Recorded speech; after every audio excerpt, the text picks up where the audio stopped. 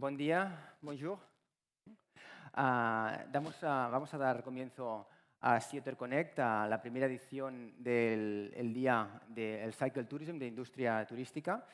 La verdad que Otter se ha ido consolidando como uno de los principales festivales de ciclismo del sur de Europa y creíamos que era importante que hubiese también una presencia del sector del cicloturismo en un evento como este que año tras año hemos visto que hemos ganado terreno con expositores e interés por parte del sector turístico, ¿no? Entonces el Connect tiene una vocación de conectar a los profesionales que estáis aquí en Otter.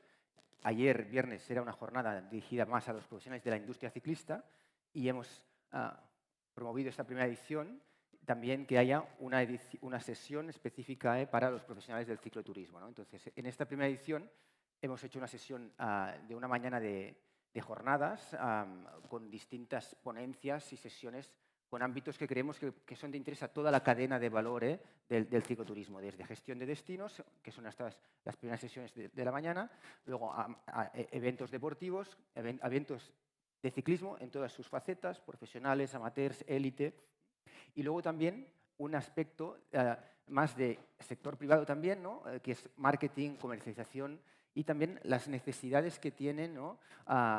Los prestadores de servicios, desde hoteles, agencias de viajes, toda la cadena de proveedores de servicios, desde bike stations, transporte, material, vestimenta, software de reservas para el sector del cicloturismo, ¿no? Son estas las últimas sesiones de la jornada, ¿no? Entonces, sin más demora, muchas gracias por estar aquí. Vamos a dar comienzo. Y la primera sesión, pues la verdad que para mí estoy muy contento de que tengamos aquí a Karine Lassus, por favor.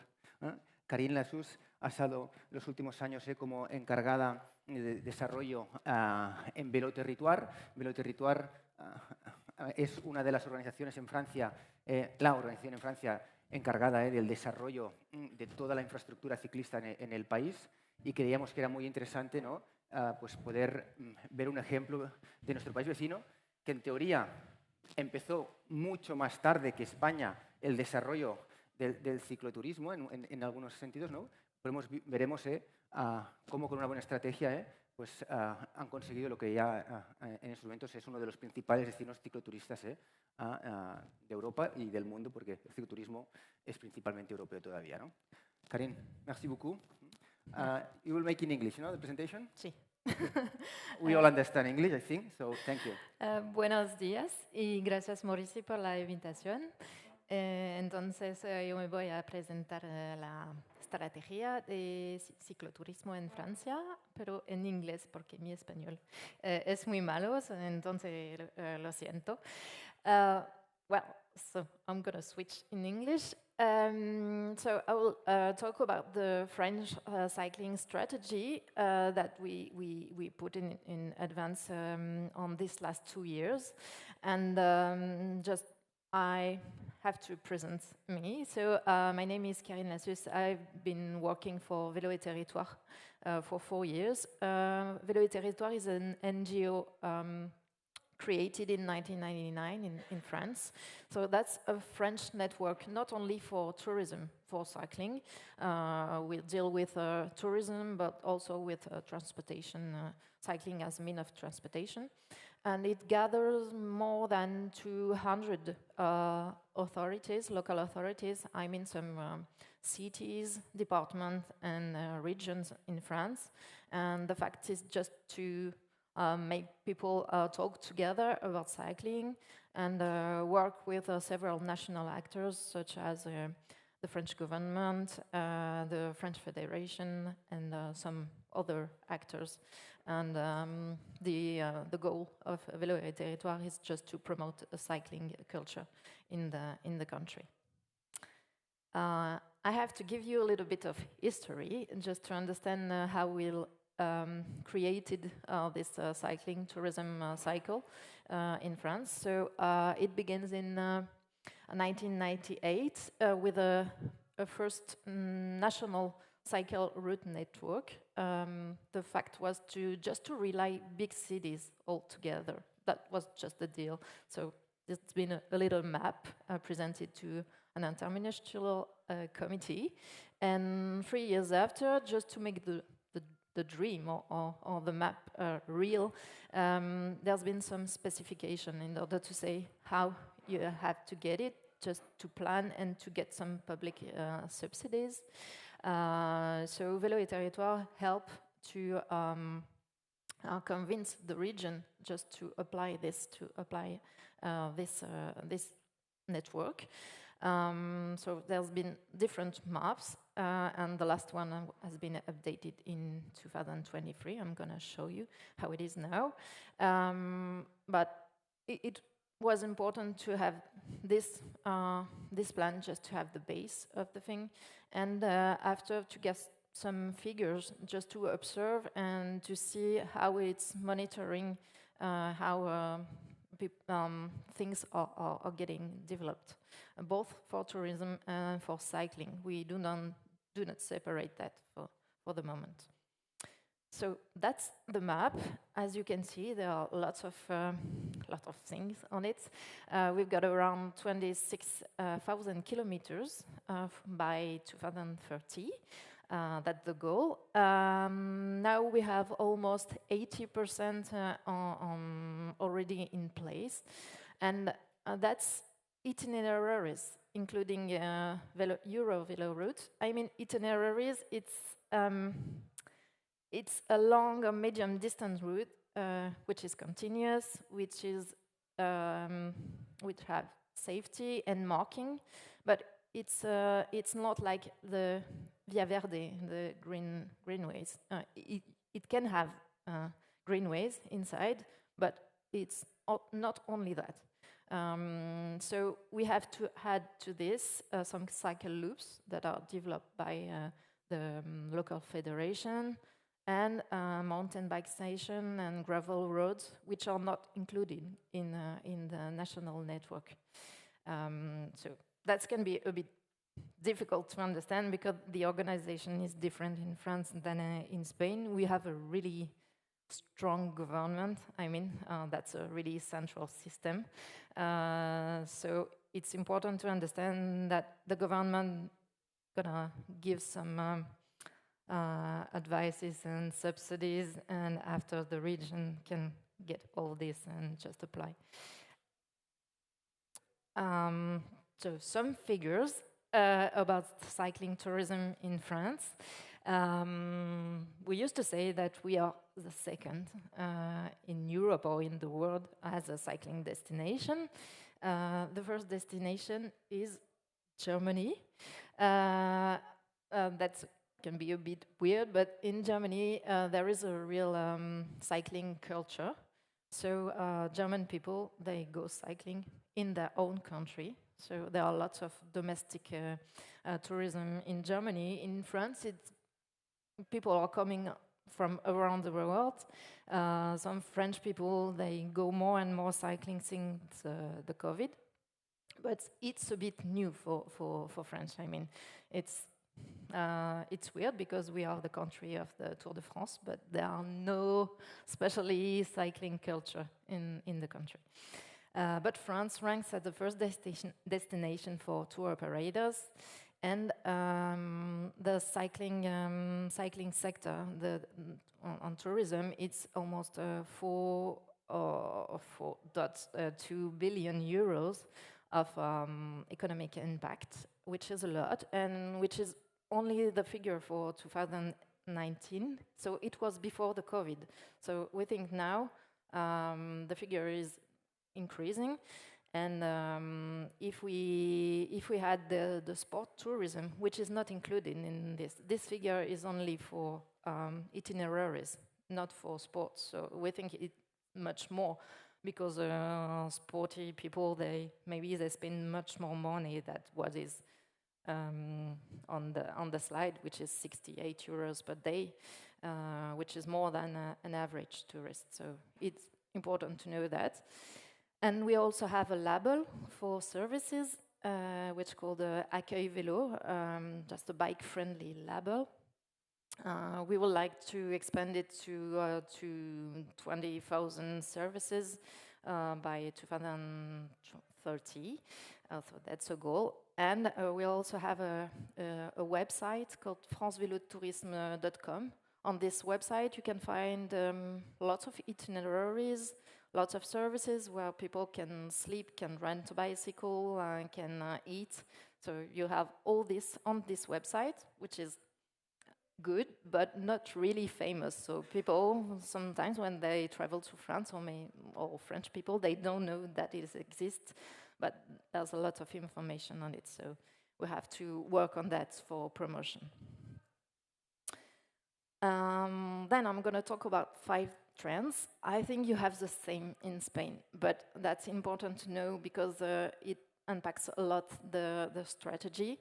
The first one is nearby. A lot of people that travel with a bicycle, they come from less than 500 kilometers away.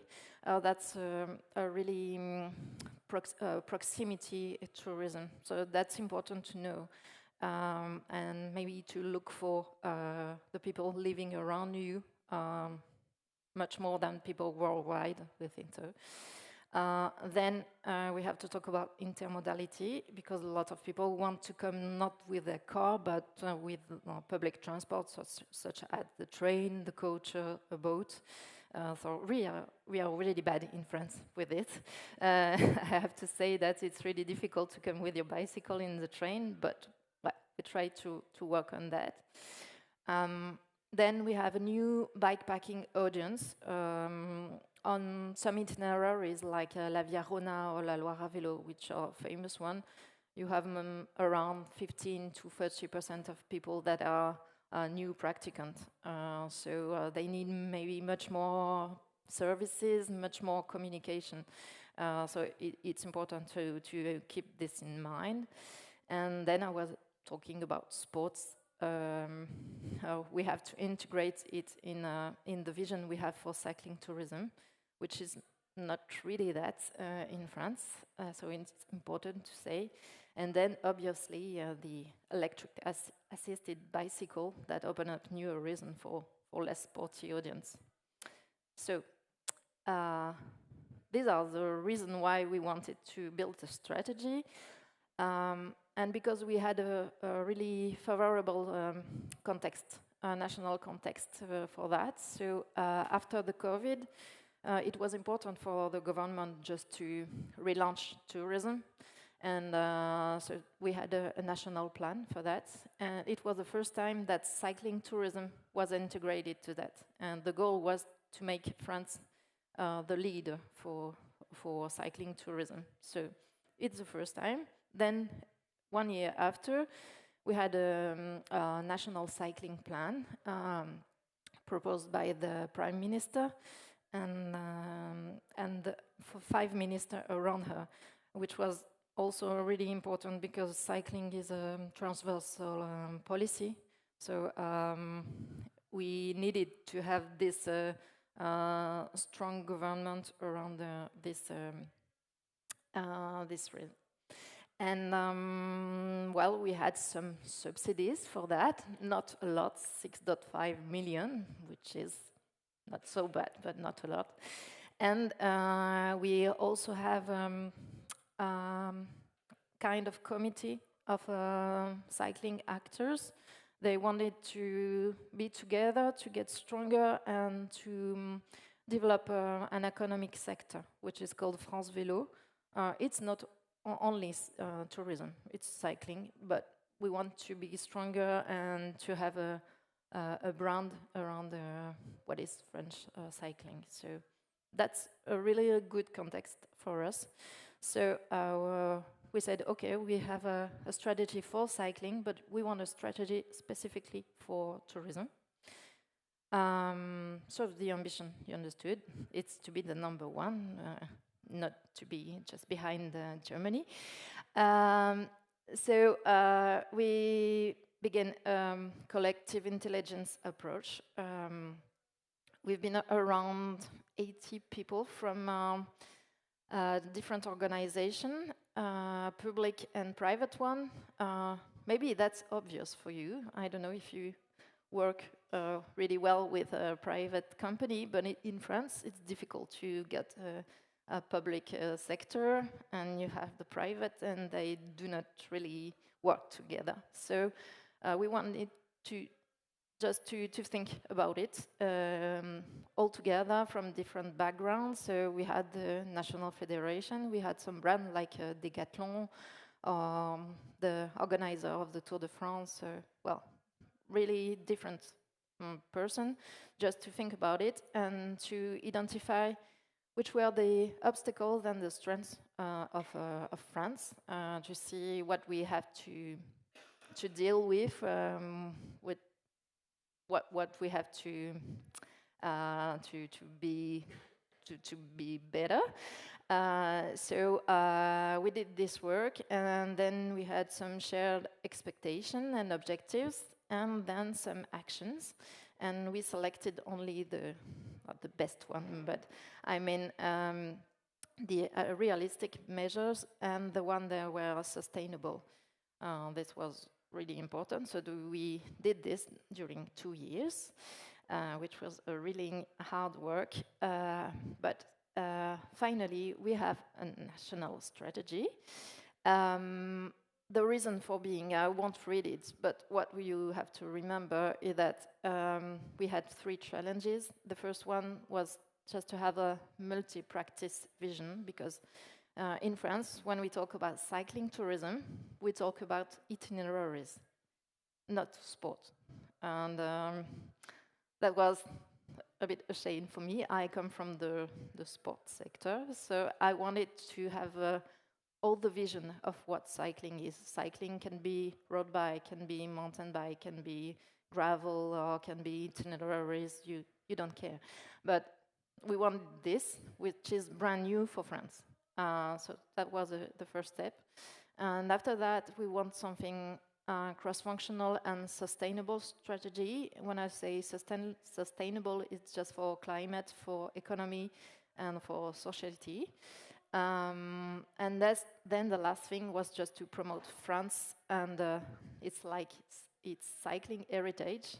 I mean, so we have the Tour de France, but we not deal enough with it. So, well, we have to think about all this to constitute the strategy. So we have 3 documents. The first one is a full file with 27 actions. So you have the measure sheets in the document with the cost of each action, with the people dealing with it, and well, everything, a calendar, and also this. We've got a summary document with key measures and an online manifesto in order to promote this, because we want people that can take the strategy and make their own strategy in the regions and in the territories. And I will not present all the action, of course, but just say what are the concrete priorities. So we have sustainable tourism. That's not because you talk about cycling that is sustainable. So you have to take it in mind to deal with the action. And after that, we want something adapted to the multiplicity of practices. As I said, it's really important in the network and in the services that you're gonna propose. We want it to be bike friendly. We want to develop a strategy on intermodality to be better like that on this, because that's really the weak link in France. We want something, cycling, which can be accessible to everyone, and we want to do much more things for young people to make them interested in cycling tourism. And then promotion and information is really important too, because we have a lot of things in France, but things are at different places, and it's really difficult for people to understand where they can find the information for itineraries or something like that. So that's the point. And then monitor and steer and drive the strategy. I'm gonna finish. with 3 actions. The first one is about observation. It's better to define the customer profiles, to know what it's the economic impact, just to convince people to go and to develop some strategies and some policies in the territories. We think it's really important to get this. Then I can talk about climate. On these last years, we had lots of fires, lots of floods on the itineraries. That's the same in Spain here. So we think we can just anticipate it, and we can propose maybe a process to give the good answers and maybe to anticipate the crisis.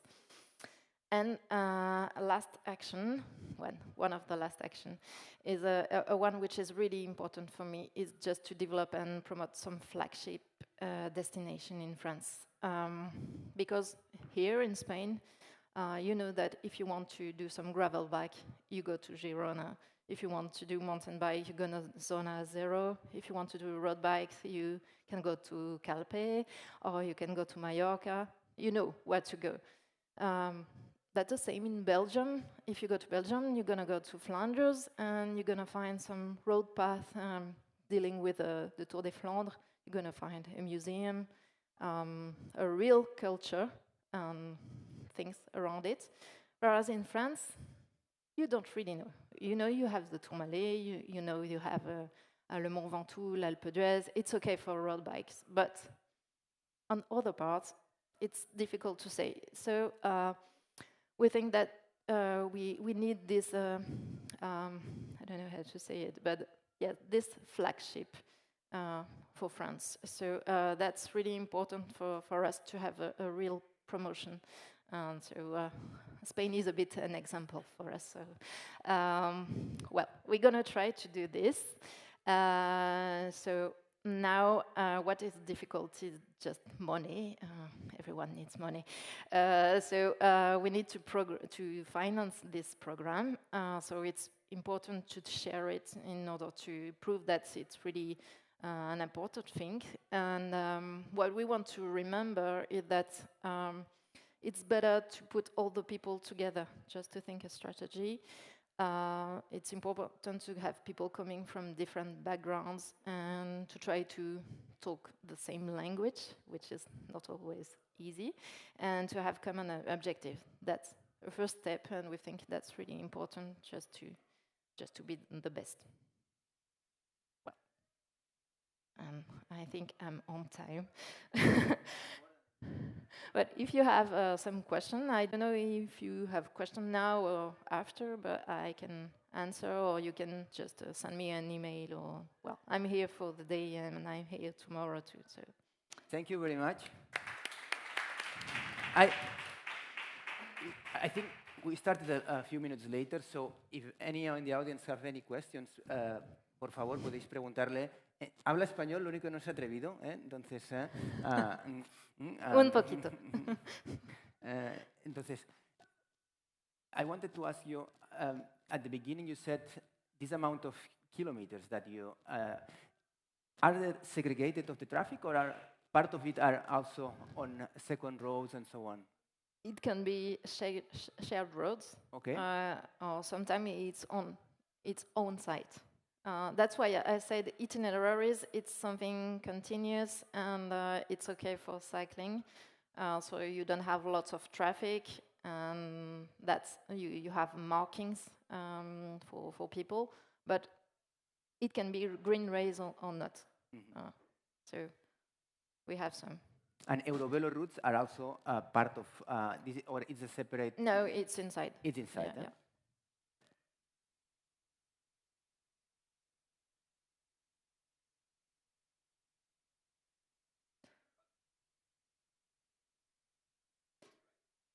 They can, if they want. So that's not a problem, but what I mean is in France, cycling tourism is supported by tourist people.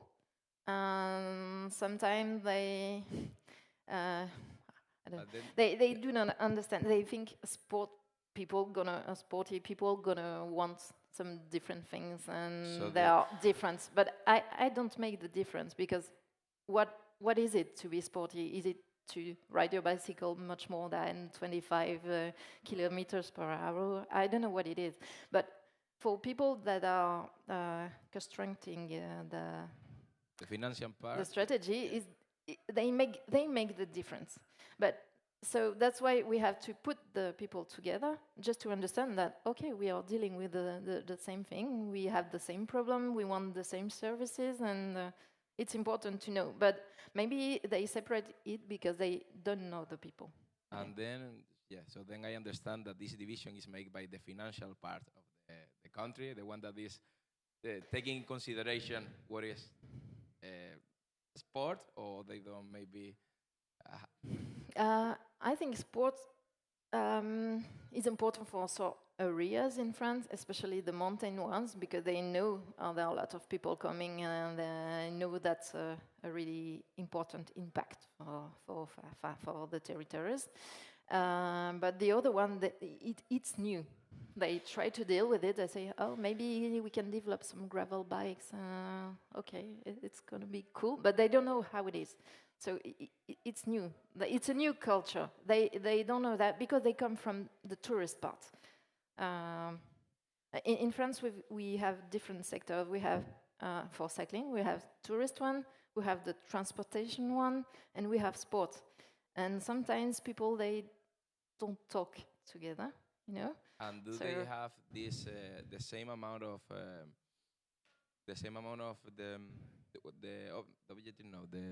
what you just showed here, the numbers today? Do they have these numbers also on the sports, like how many? No, they don't have that. No, they would like to have. So we would like to have an observatory for all the kind of cycling, but they don't have in sport. Because this number, if you put it all together, is a global thing. Because all these people are moving around. As you said before, in COVID, if, for example, I'm coming from Lanzarote, from the Canary Island, and we saw that the French and the Italian market was one, they just grew a lot. And if you put all the numbers together, it will be like much more. Yeah, for sure. We have some, I don't know, counters on roads, so we can see how it's increasing. And for sport, I mean, for climbing the passes, it's increasing a lot. It's much more than 30% in 5 years. That's a lot. So we need to put all together to be better. I think it's important, not only for passes. I mean, mountain biking, we have a lot of mountain biking sites and stations in France, but we do not put it in the observatory now. Then I think if you put it all together, then you will be the number one. Yes, not behind Germany. Yeah, we think so, because I think the strength of France, which is the same as in Spain, is that we have different possibilities. I mean, we have gravel roads, we have roads for mountain bike, we have a road for all the kind of cycling. So that's a good thing. And maybe Germany, they don't have all this. So that's why it's important to talk together. Well. Any other questions? A French one. The French one, indeed. But isn't it just a matter of how you define tourism? I mean, either it's sports or transport, the bike. It's just a matter of how you define tourism, and that's it, no? Yes, it can be, for sure. Yeah, I know, because he's a journalist, he's working in France. But that's true. That's why the cycling network, at the beginning, they didn't make the difference between what is transport, what is tourism. And maybe we don't have to separate all this. We just want something secure, something which is well marked. And we just want a good information and services for cycling. If it's tourism, it's good. If it's just for transportation, it's good too. So I don't know if that was the question. Yeah? I think there's a lack of definition, a common definition of what is cycle tourism or even sports tourism, but even inside of cycle tourism, depending if we are talking to leisure cycling or cycling as a mobility, not as a sporty part. This is a huge market. But if you talk to Lanzarote, it's sporty cycling. Or you said road bike in France, all the people going to the cols in Pyrenees and Alps. So excuse me. So it's really interesting, and there's a lack of data and unified data. Not even we have the same problem in Spain. We were talking yesterday about exactly this thing. Well, we will talk it now in the next round table. Yeah. So I think now, yes, we are on time. Okay. Thank you very much. Muchas gracias. Merci beaucoup, Karine. Yeah. Muchas gracias.